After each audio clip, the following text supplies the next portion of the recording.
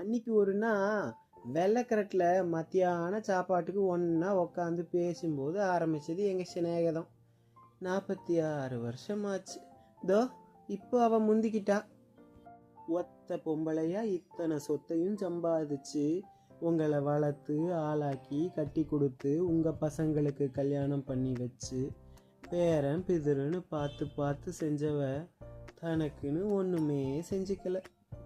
அவன் அண்ணனும் அண்ணியும், அதான் உங்கள் அப்பனும் ஆத்தாலும் உங்களை விட்டுட்டு செத்து போனதுக்கப்புறம் இனி எனக்குன்னு குடும்பம் இல்லை, இதுதான் என் பிள்ளைங்கன்னு அவளுக்கு கல்யாணம் குடும்பம்னு எதுவும் தேவையில்லைன்னு உதறி தள்ளிட்டா.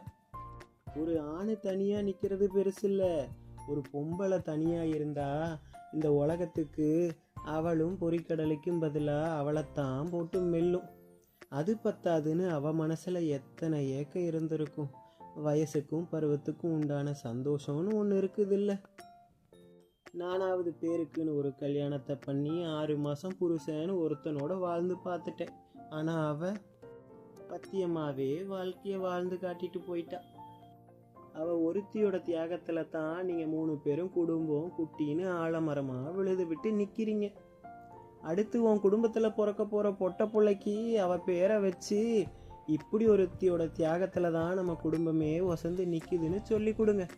பொம்பளைன்னா எப்படி இருக்கணும், எப்படி ஒழுக்கத்தோடு வாழணுங்கிறத அந்த பிள்ளைங்களும் தெரிஞ்சுக்கட்டும், கற்றுக்கட்டும்.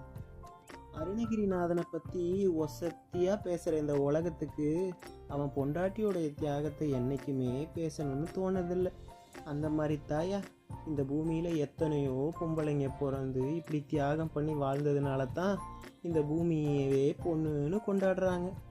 பொம்பளை பிறப்பு அப்படித்தானோ என்னவோ. சரி சரி, சாமியை கும்பிட்டுப்புட்டு படையலை எடுத்து கொண்டு போய் காக்காய்க்கு வையுங்க. அவள் வந்து எடுக்கிறாளான்னு பார்ப்போம்.